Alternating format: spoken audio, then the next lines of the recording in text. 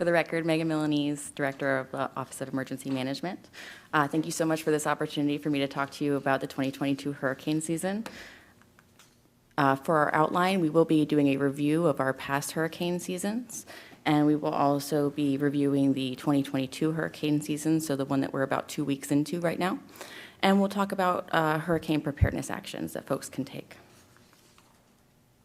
So for our review of past hurricane seasons, our EOC responded to Hurricanes Irma in 2017, Dorian in 2019, and Elsa in 2021. We did have minimal impacts from Hurricanes Dorian and Elsa. If you guys recall, it kind of near missed us. So the last time that we did have sustained hurricane force winds within the county was Hurricane Donna in 1960, and I'm happy for her to continue to hold that record. Let's talk about weather terminology so that we know what we're discussing when we talk about these storms. So a tropical depression is an organized weather system with winds of 38 miles per hour or less. A tropical storm is going to be an organized weather system that has winds from 39 to 73 miles per hour. And then a hurricane is an intense weather system with winds from 74 miles per hour and higher. And then you get into a major category, which is essentially a hurricane that's category 3 or stronger. So that's winds of 111 miles per hour or greater.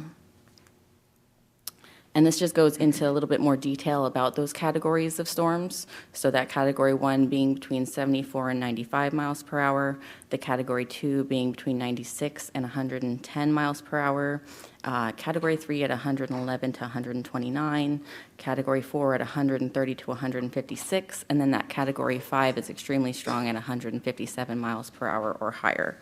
So when discussing tropical storms and hurricanes, it's really important that we discuss the actual impacts that we might see, which is why we go over these wind speeds.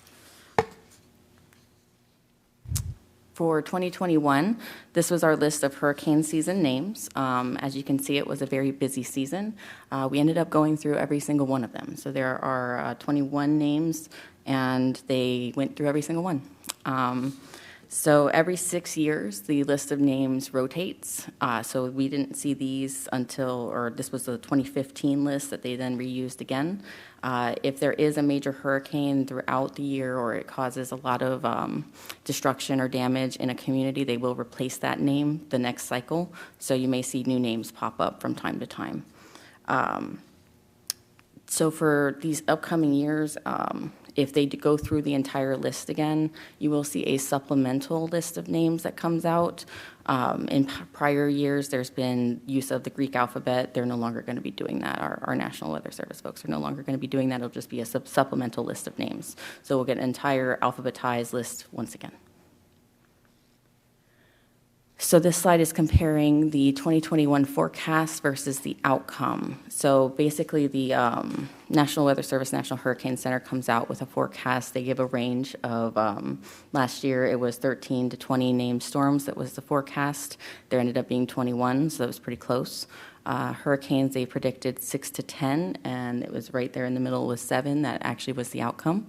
And for major hurricanes, they predicted to be between 3 and 5, and there ended up being 4, so it was relatively accurate. For 2022, this is our list of hurricane season names. So we are seeing already that Alex has formed. That formed just a couple days ago there.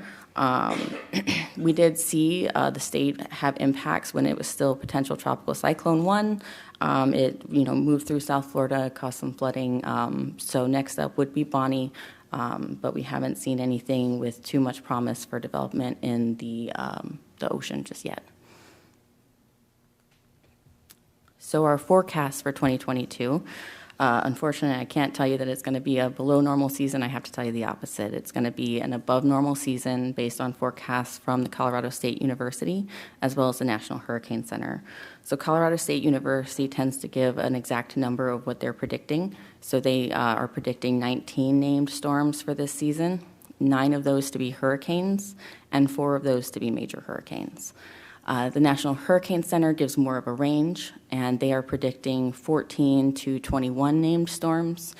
6 to 10 hurricanes, and 3 to 6 major hurricanes. So you can see from the image in the slide that we are at a 65% chance of that above normal season based on those predictions. So we can talk about how to prepare. So how can our residents prepare? Well, before we get into that, we'll talk about county preparation. We, as our Office of Emergency Management, we prepare year-round. Our office conducted a county-wide hurricane exercise in May to practice how we would respond to a hurricane and also allow our partners the opportunity to work with us as if it was an actual mock EOC or Emergency Operations Center activation. So that was a great time for us to practice our plans, make sure that we have everything in place and we understand what resources that we have available for our residents should a storm come to visit us this year. This is also where I'm going to shamelessly plug that we have our Hurricane Expo coming up this Saturday at the animal shelter. That's another great opportunity for our residents to come out and learn about how they can be more prepared for storms, and they may also find a fun friend at the shelter that they can leave with. We also prepare throughout the year by consistently coordinating with our partners, all of our agencies, nonprofit organizations, other partners within the county, make sure that we have plans and procedures in place and that everyone knows what those plans and procedures consist of and that they're going to be effective and efficient for any kind of emergency response that we might have. So for our residents, the best thing that they can do is to make a plan for what they might do if a hurricane or any kind of tropical storm might come to visit our community. One thing I want to emphasize is making a plan for communication with loved ones so that they know that a resident is safe and they're not going to be in any kind of danger. Making plans for evacuation if needed.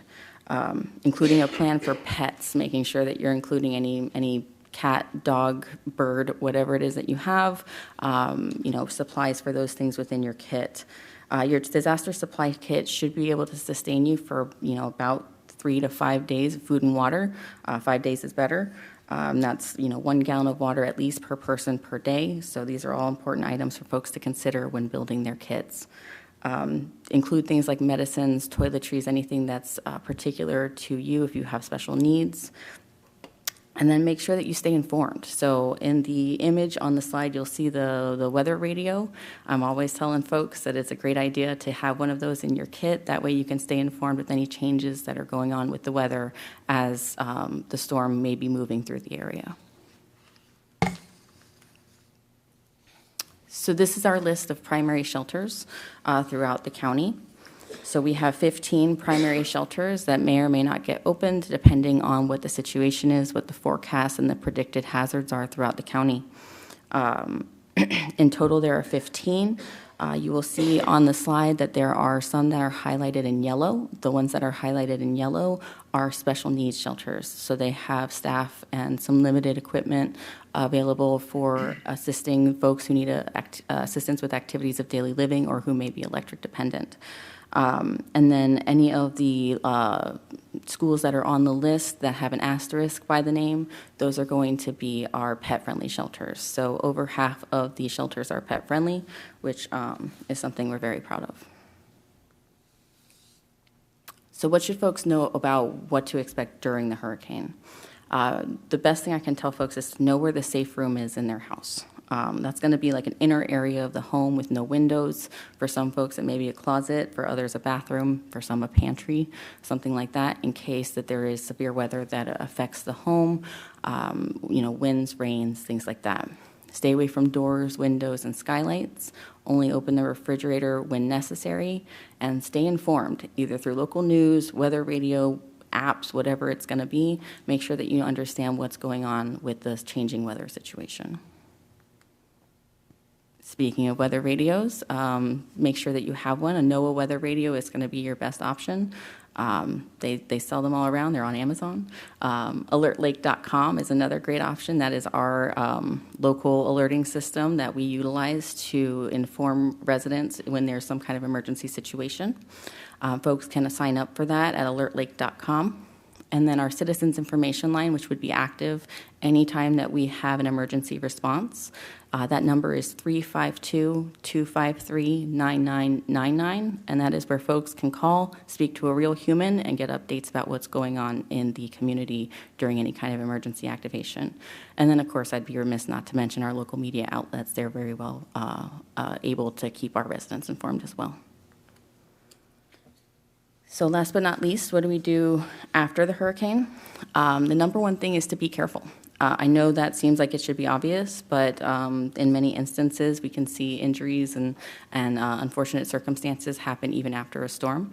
So the emphasis on being careful doesn't end once the storm has passed. Primary concern is still going to be safety. You want to stay informed about the latest information, stay away from any downed, loose, or dangling power lines, ensure food safety. I put on here, when in doubt, throw it out. It's not worth it to get a foodborne illness from something that you're not sure about. So also when cleaning up debris, use proper safety equipment and clothing. There's definitely instances where injuries can occur when folks are participating in cleanup. Make sure you're taking photos of damage to your house, furnishings for insurance purposes, and drive only when necessary. And I cannot emphasize enough, if the traffic lights are out, treat it as a four-way stop. Vehicular accidents are another major concern post-storm because of the outages at traffic stops. Also, generator safety, just make sure that you're using it based on manufacturer recommendations.